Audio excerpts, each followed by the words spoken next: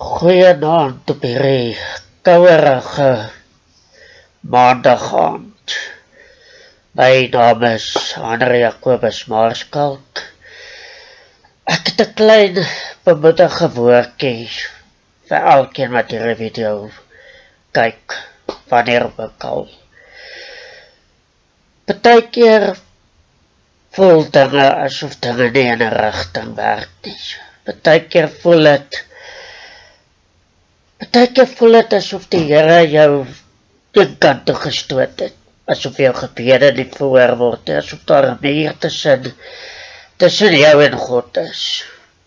Partykeer voel dit asof jy verdwyn in die mal wêreld die buite ons.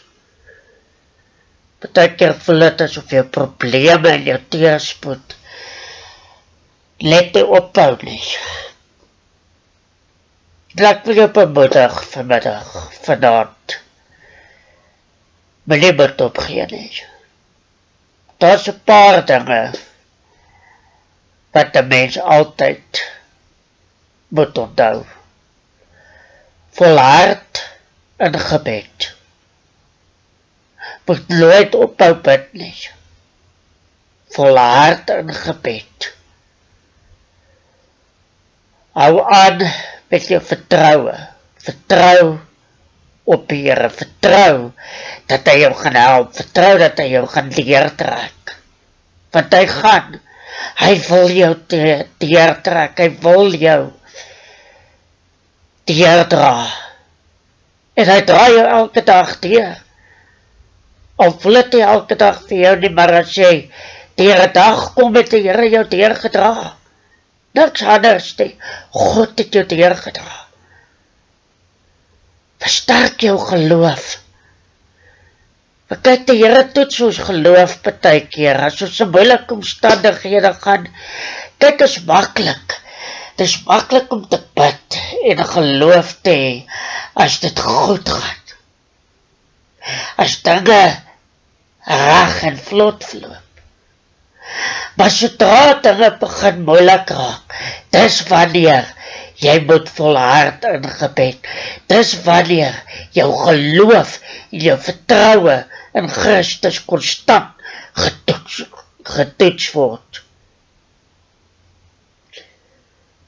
Hou vas in die Here. Daar's 'n lied wat sê, when 4 days late, he is still on time.